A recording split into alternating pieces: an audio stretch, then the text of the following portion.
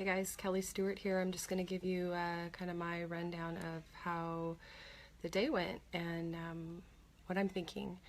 And if my thoughts don't matter to you, then by all means, don't watch this live stream. It's been quite a day. Hi, Laura. I'd like to say that I was totally surprised, but I think there were a lot of moments in the last couple weeks where I had a gut feeling that things were not going well in that courtroom. I think the biggest thing that was concerning to me in the courtroom is that I myself, when I left, felt unclear and unsure of what the narrative that the defense attorneys were going with truly was. And in the first trial, there was a remarkable job done to create a narrative and help people really understand the plight of the Hammonds. And so I'm just going to give my opinion on the day, final video for this part of the trials. And you guys can take it for what it's worth. It is an opinion, which means it is life through my eyes and my perspective. So you don't have to agree with it, and it's not to attack anybody or make anybody look bad. It's just to simply say how I feel, what I observed in this trial versus the last. I wasn't there as much at all in this trial, but these defense attorneys have been the same defense attorneys all year. So I have seen them in court all year long for 12 months now. I think the first thing that was really concerning to me a couple weeks ago was when a few people came to court for the first time and left really confused. They saw just enough to know that there was some issue with the Hammonds, but they really didn't understand why the occupation at the refuge, the protest at the refuge, was so important to Ehmaer and why he took it there. They didn't understand the information around the lands that were owned. They didn't understand the ranchers that had been run off the land. All of these things were able to be presented in the first trial because most of the defendants, 5 of the 7 defendants, took the witness stand and spoke on their own behalf. Hi, Lisa. So in the first trial, having these defendants take the stand allowed them to really discuss things that could not be presented had they not taken the stand. So having Ammon Bundy on the witness stand for 4 days and then having him, it all being with the defense, and then having him cross-examine for 15 minutes, it showed that having these witnesses on the stand only furthered to prove their innocence. Now, I'm not saying these 4 should have taken the stand or shouldn't have. I'm simply saying why the first group, why it was so much easier for them to come to the unanimous decision after Juror 11, who I believe was a plant, after Juror 11 was removed. I believe it was so easy for them to come to the conclusions that they did of not guilties because the defendants spoke for themselves. And I think that the most damning thing for the government was having Ammon Bundy sit on the witness stand and David Fry sit on the witness stand and Shauna Cox and Jeff Banta and who am I forgetting that's the last one that took the stand for themselves? Jeff and David and Ammon and Shauna, and then Neil did not take the witness stand and Ryan did not take the witness stand. Oh, that's okay. It's been a really long day. So hi Carol. So what we have to understand about these 2 trials is that, one, there was different evidence against different individuals. And so having evidence presented against you and then not having a really clear defense can be really damning. So they played some videos during this trial of Darryl Thorn. It was after the ambush of Lavoie. They were all discussing whether or not they would leave. And in this video, Darryl said, "I'm not going anywhere. I came for a fight, and I'm not giving up." And then there was a conversation that he had with the others about taking a fire truck to get out of there or something like that. You know, tensions were high. Everybody was stressed. It didn't happen. He didn't truly do that. But that evidence was presented against him. that when he said the words, "I didn't come here to quit, I came here to fight," that would have been okay if that had been presented along with a really strong defense. But a really strong defense was not presented. Time after time, people said to me during this trial, "I'm really confused. I don't understand the narrative. One minute they're putting this person on the stand, and the next minute they're putting this type of person on the stand. And the two don't coincide, and they don't help create the same narrative." There wasn't a clear display of evidence as to what the Hammonds' plight was. And again, if they didn't take the witness stand themselves, they were not able to bring these things in. They could only bring these things in if it applied to their own state of mind when they were on the stand, to explain why they went to the refuge. I understand not everybody felt comfortable taking the stand. So that's not what this is about. This is simply trying to help people understand why it was so important for the first group. When David Fry sat up there, they tried to present videos very similar that they did to Darryl. They presented these damning videos of David looking crazy, driving government vehicles in circles, saying he was going to ram them into the walls, looking very unstable. But when he took the witness stand, it became very clear there was never a conspiracy, that he came to protest his government for a redress of grievance. And he had different issues that he was presenting, that he was hoping to present than even the others. So by him taking the witness stand, he really cleared his own name. Otherwise, you would have had these little video clips of this crazy person occupying this refuge with guns, driving vehicles in circles.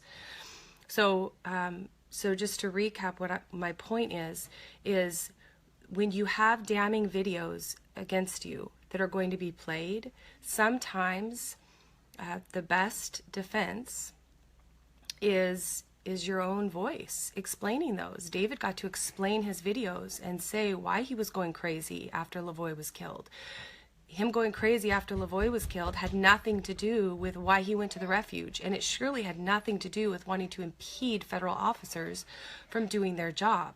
Even though it looked scary and he did have guns on him, and had he not testified, he could have been found guilty. They could have said he was clearly impeding officers from doing their jobs with those weapons.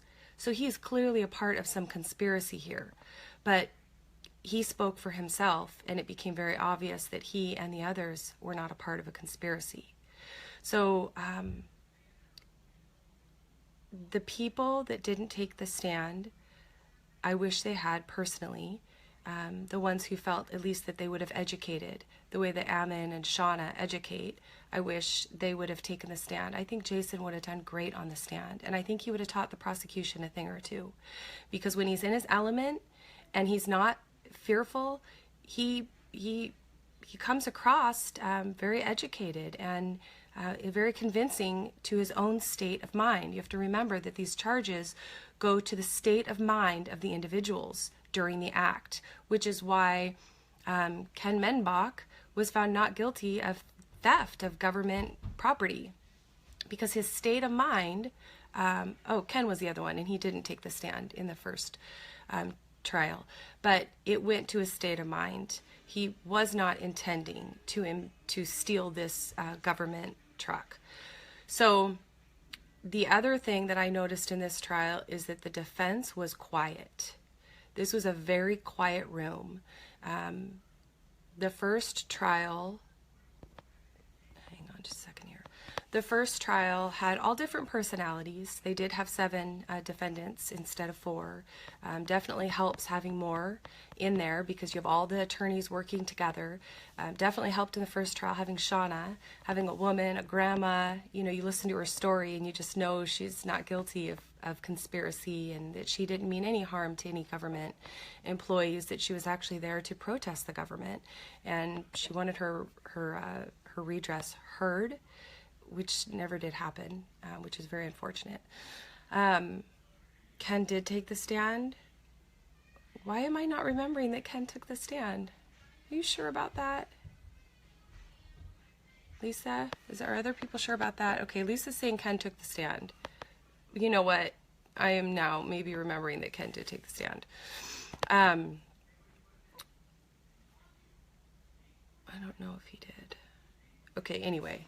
So these defendants really had an uphill battle because the judge shortened the time length that she was willing to do each and every step of this process. Everything from jury selection to each witness that was able to take the stand. It was shortened ridiculous amounts. It was almost to the point where some witnesses, I am completely not remembering Ken's testimony right now. Oh, you know what? I am, because he talked about all his protests that he had previously done, and how he said that his time protesting the government was not over, regarding land ownership. And I was intrigued by that he would be so bold as to say that.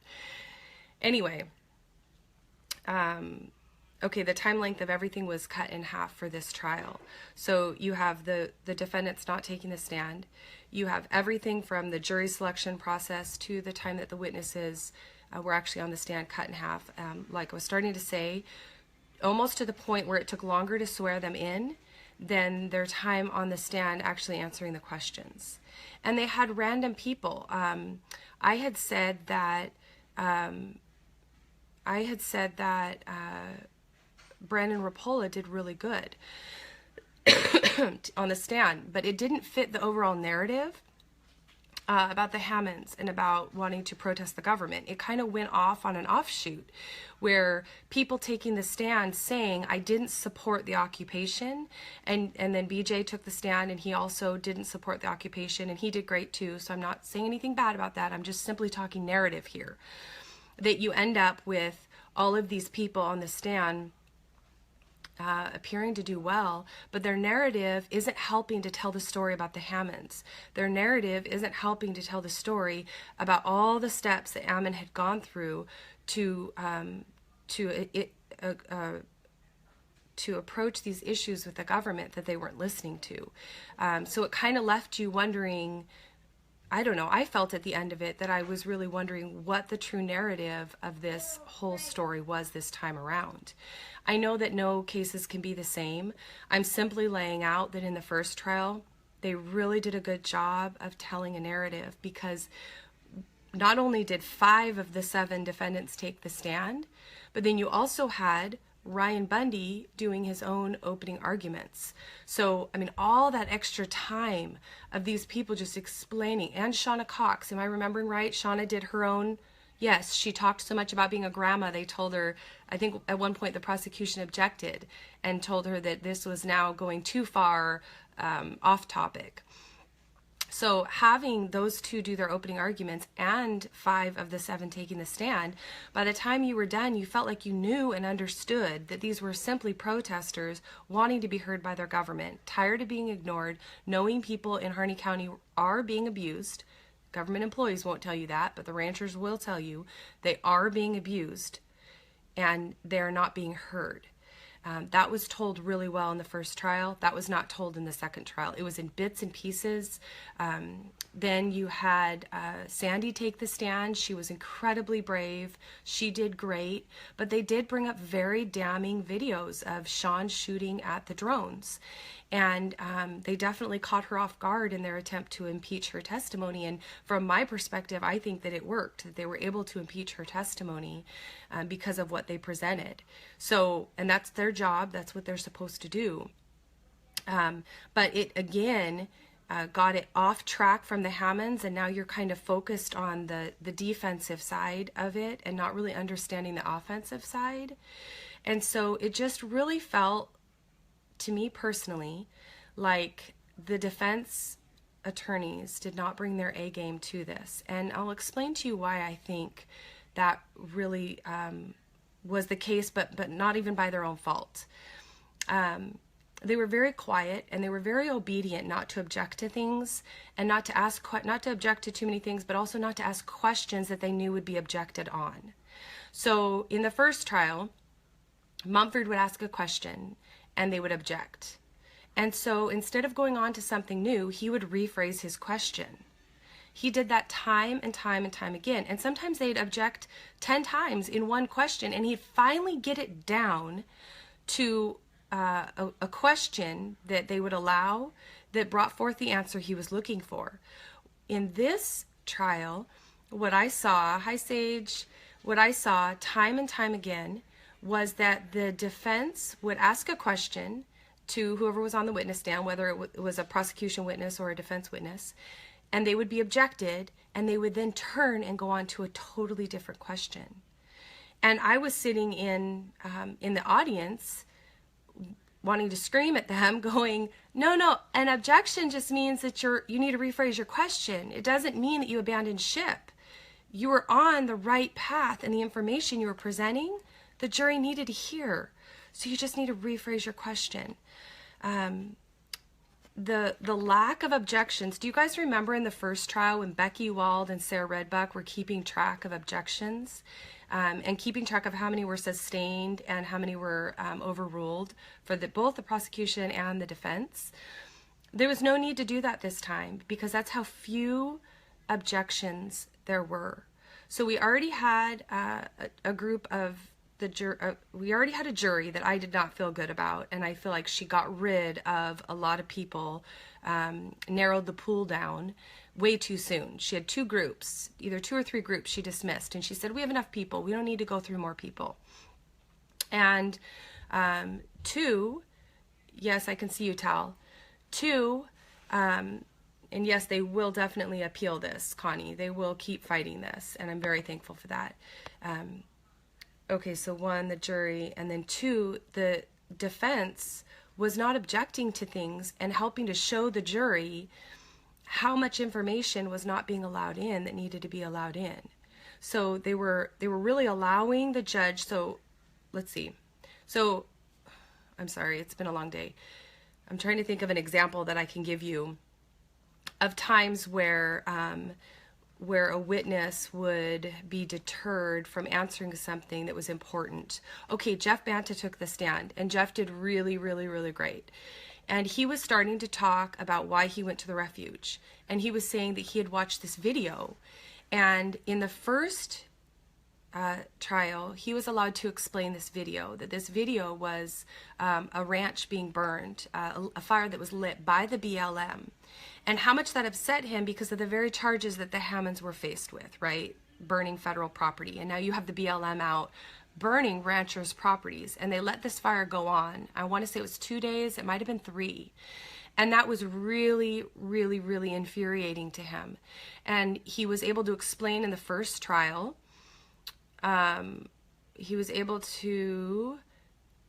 explain in the first trial about this video. And it really went to his own state of mind as to why he went to the refuge. It was very important.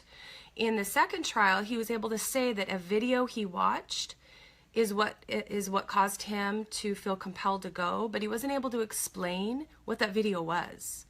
And so instead of new questions being asked about this video, the defense, when they were questioning him, went right on. And I was literally on the edge of my seat thinking, he has to explain this video. This video is vital to why these people came to the refuge. And the video was never explained in Jeff Banta's testimony. And there was pieces like that every step of the way. Big pieces of the puzzle that were missed by the defense attorneys. That they really should have had it so programmed into their heads, the way Ammon had them program this story, this narrative into their heads, that they knew if there was anything about the Hammonds, they had to make sure this jury found out about that part of the truth. Now, I'm not saying this to say bad things about the defense. We all have opinions about people that we see when they work, how they're doing. I'm going to say, from my opinion and many others that I've spoken to, the defense was very quiet. Very, very quiet through this whole trial. And they almost just kind of sat back and let whatever be presented in the way it was presented. They let it go. If they objected once and she shut them down, they sat and they didn't stand again, when the next person should have then stood and objected. And the next attorney, was 4 attorneys. I'm not sure I heard Darryl Thorn's attorney speak more than 1 time. And to my understanding, Darryl's attorney only called 1 or 2 witnesses to the stand to speak in his defense. There were ranchers that were there. Staff Sergeant Moe was there and could have testified. David Fry was there with him and could have testified. There was multiple people that could have come to his defense and helped focus so much on the atrocities that the Hammonds went through that they were able to overlook some of these damning videos that got played about some of the individuals. So I'm going to say that I absolutely believe that the defense was asleep on the job and that the jury was handpicked. And I think those two things played together. I think had the jury been handpicked, but the defense been more vigorous in fighting, I mean, really fighting, standing up and objecting and fighting and being willing to argue or debate at times with the judge. I didn't see that. And I think if they had really done that, it would have presented a different picture to the jury, that they would have seen that these people are really in this for the fight. The first group was in it for the fight. And I don't know if this group of attorneys got lazy. I don't know if they thought they just had it in the bag because the first group was found not guilty. There was 10 million ways from Sunday they could have impeached Blaine Cooper's testimony that I personally, if I'm just a spectator, right, and I didn't even really ever know anything about Blaine or care for Blaine's character before this. But if I was listening objectively and I was thinking, he wasn't impeached. His testimony was not impeached. So there's all these little things that the defense should have done. Now, I'm not even going to go on the topic of Blaine testifying, other than to say I wish he hadn't. I wish he had been strong, but I also wish he wasn't held hostage for 13 months being denied bail and being absolutely abused and mistreated by his government. So that's all I'm going to say about Blaine. It was the defense's job to discredit him. It was the defense attorney's job to have him impeached. They could have done it in 10 minutes. They hemmed and hawed so much when he was on the stand. Jason's attorney was really the only one who took him on. And there were so many moments of silence when he was looking through notes, trying to figure out what he was going to call him out on, that I was looking at Sheila next to me saying, is he still working? Did he fall asleep? The jury has already forgotten about the question he asked last. All they remember is that Blaine just testified some really damning evidence against this group. So I'm going to call that one, I'm not going to put that one on Blaine's shoulders, because Blaine had enough faults that he really, really, really should have been absolutely impeached within about 10 minutes. I think it could have been a done deal. That was the defense's job. That was their job to do, the defense team. Jury handpicked 50% at least of the evidence withheld from this trial. They busted through it like Anna Brown was on her way to retirement and all she could see is the balloons and the black, gowns everybody was wearing, and that's all she could think of. She was really in a hurry to get through this trial. The defense didn't work the way they should have worked. If I was in this trial, I would have been very, very, very disappointed with my attorneys. I would have been very disappointed with my attorneys. And this is just coming from a spectator's perspective, outside looking in. I would say those attorneys don't really care if these defendants are found guilty or not guilty. Now, that doesn't mean they don't care. Don't take my words out of context. I'm simply saying they didn't fight as though they believed 100% in their clients. Again, I think I heard Darryl Thorn's attorney speak 1 or 2 times. And before that, all year in the hearings, he's been basically silent. I didn't even remember what his voice was when trial came because of how quiet he had been all year at the status hearings.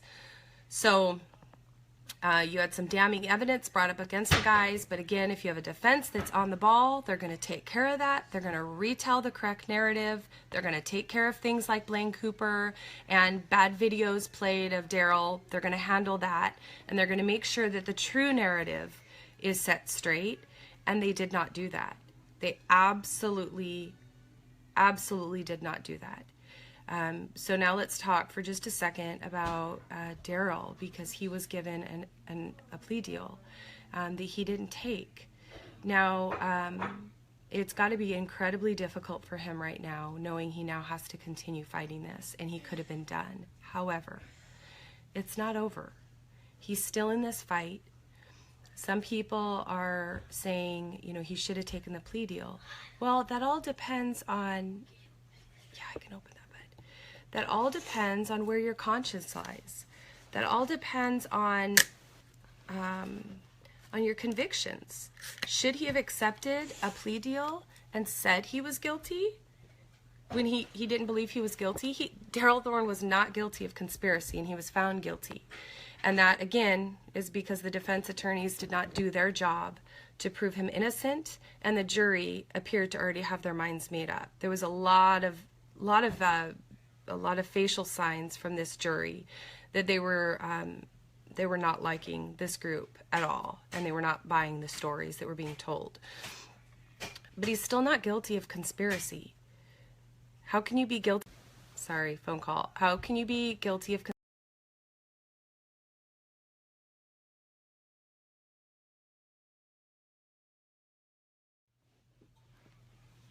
Hey guys, sorry. I'm having a lot of phone problems today. Imagine that. So I'll just finish up here what I was saying about Darryl. Darryl is not guilty of conspiring to impede officers from doing their jobs.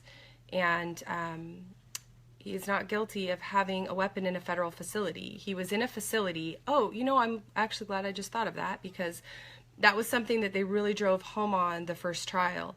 And that was that the guns were actually allowed in this facility for hunting. And so, you know, they brought up the flyers that are posted that talk about the times that people come to hunt, and that weapons will be on the facility. On top of that, it's not a federal facility, you guys. It's a public building. Are we in England? Did I leave America? I don't think I left America. A public building doesn't belong to the king. A public building belongs to the people of Harney County. So therefore, not only is Darryl Thorn and Jason not guilty of conspiring, but Darryl Thorn is not guilty of having a weapon in a federal facility. He's guilty of having a weapon in a public location, which his Second Amendment grants him that right. So, you know, some people are saying, well, maybe Darryl should have just pled out and gone with that. Well, again, that goes back to your own conscience. If Darryl believed he was innocent of these charges, then I absolutely commend him for staying in this fight. He didn't conspire, and he had a weapon in a public facility, not in a federal facility. So, you know, what is your conscience worth to you? What are your convictions worth to you? Why are you in this fight to start with, if you're not going to try to bring change? I do remember, hi Angie, hi Lindsay, hi Maureen. I do remember at one point Ken's attorney saying that Ken was a little bit disappointed in the verdict. He was in the hospital. Remember, he was in the hospital, and the government actually sent an agent to the hospital to put an ankle bracelet on him because they wanted to make sure. Remember, he was possibly going septic. He was very, very ill. We were very fearful for his life. And they sent an agent to the hospital to put an ankle bracelet on him. So he wasn't even there for his not guilty verdict. And I remember his attorney saying that he was disappointed by the verdict, because when you have a guilty verdict, you're now able to battle this out in the courts. You don't have to go and do a new occupation or do something new to get the attention of the courts. So, you know, I don't want us to lose hope that because they were found guilty. I was really upset earlier because it's difficult to hear that the truth didn't prevail. That's why I was upset earlier. I wasn't upset because I'm hopeless and I don't have God and I don't believe God's going to prevail. Don't bring that stuff to me. I was upset because today the truth did not prevail. And like I was talking about in the earlier video, all kinds of reasons were at play. First one being the picked jury. Second one, judge not allowing evidence in the courtroom. And third, the defense not working their tails off for these defendants. So, but I know God will prevail. They will appeal this. They will continue fighting it. They have very, very good chance at winning these things. I wish more objections had been made. That greatly helps on appeal. It's difficult to appeal something that you didn't even object to in the court. But they will appeal this and they will keep fighting. So I don't know. Those are kind of my thoughts on, I think I was starting to go with something earlier and I lost my train of thought. But those are my immediate thoughts with it. You guys will remember that nobody else had received the plea deal options. So outside of Darryl, the other three did not receive. Well, Duane received a plea option, but it wasn't a very good one at all. So they really needed to take this. all the way, and they're not done. This is just part way. The government is gloating right now. They are very happy. They think that they have won. That's what happens when the king's men thinks that they have slaughtered more of the servants. They get really big heads, but then they don't realize that there's even more of us servants that will rise up together and continue fighting the good fight. Because the cause for the Hammonds, it is a good fight. It is a worthy fight. Even if the Hammonds were willing to plea and go to jail, it doesn't mean that the American people can't see that if they don't fight against that injustice, that they could be next. So this is still a worthy cause. These people are not going to give up, and I'm very hopeful to see what's going to happen. Jake and Jason and Duane have all said that they'll appeal it. I've seen a post from Darryl that he is going to appeal this. So justice still can prevail, and maybe some things will even get changed in higher courts. But I don't want people to miss the fact that that Judge Anna Brown kept a lot out of this trial. She kept a lot, but the defense also allowed her to keep it out. There really weren't any real hard pushes from the defense to get some of this information in that really needed to get in. There was also, in my opinion, not a good choice of a lot of the witnesses. Like I was saying earlier, not a good narrative set, very confusing narrative. The first trial was a very clear narrative that wasn't around this time. Then you had some testimonies like Blaine's that the defense didn't properly impeach. Even though Ammon's testimony and BJ's coincided, that they never discussed employees or anything, you didn't have enough of the outside picture painted. So they almost got just enough to believe that maybe a conspiracy did happen. Yeah, so I think this was a court issue all the way around. I think this was a hand-picked jury, a court issue with Judge Brown, and an issue with the defense. And you know, all of these groups, these three groups of people, are ultimately chosen, paid for or chosen by the federal government. They really are dictating who enters this courtroom, and for the judge and the defense attorneys, they're actually paying their income. So, you know, how does anybody think they're going to get a fair trial? A fair federal trial? 97% of cases, people plead out because they're so scared of going to court with the federal government. Of the 3% who go to court, 0.5% is found innocent. If you guys can just sit with those thoughts for a minute, that 99.5% of people are either found guilty or plead guilty when going up against the federal government. 99.5%. Don't tell me we're not in England. Don't tell me that we're free people when we can't adequately fight our government. Excuse me. That we can't adequately. I've been sick. I'm sorry. I'm going to have a coughing fit.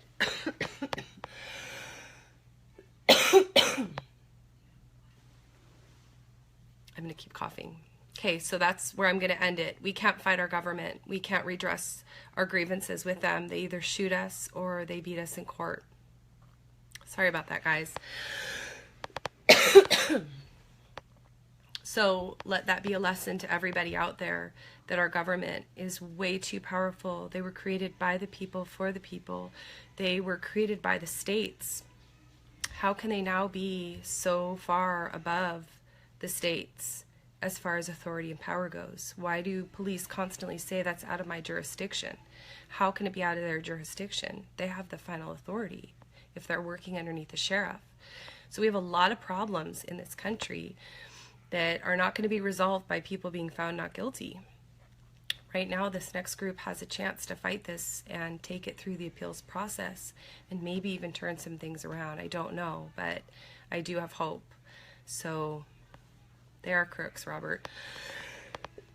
You guys should learn about Baby Home, what's going on with Baby Home. You should look into the CPS system. Thanks, Tal. I was actually headed to the doctors when I got the call that the verdict was in, so I did not make it to the doctors today. But a few cases would be to look into the situation with Baby Home. And John Lamb was talking about another family that had their baby taken away. CPS is completely out of control. We have all these areas within our government that are out of control that we really need people to unite and learn about and start protesting them, getting involved, and getting some of these things turned around. I don't know that it's possible peaceably to do it at this point. I really don't. But I definitely know it's not possible to do it peaceably if more people aren't willing to show up. So please show up to Mumford's hearing, his trial that's coming up. Please show up to the sentencing if it's in 60 days for these guys. Please show up in Nevada to show support for these political prisoners in Nevada. Let's all do our part. I'm sorry to hear that, Robert. I know that that CPS, the majority of the time, is not working for the best interest of the children. They're working for the best interest of the courts. And that's a really big problem. So we've got a million different ways we can get involved. And I just hope that you guys will take this seriously, and that you'll take this as a new beginning to get politically involved in what's going on in our nation, because your children could be next, your husband could be next, your brother could be next. Unless you're just fine being a slave, then of course you don't belong in America, and you definitely should not be waving an American flag, because that's really disrespectful to our founding fathers, because they fought and died so that you could wave that flag as a free man, not as a slave. So if you just want comfort then and safety, then you definitely don't deserve freedom or liberty. So yeah, I think that's all. I think that kind of concludes my thoughts. The 4 defendants are not guilty of the charges that they were provided or given today, and they will fight this. And the depredation, I keep saying that wrong, depredation charges are a joke. That's one more thing. A video was not presented in court that I think should have been, and that's the one Mike Arnold did of the trenches. He went out and recorded the trenches right at the beginning, and so all the cables and the plumbing and whatnot that was Michael Strickland. That just came to mind. Please come and support Michael Strickland.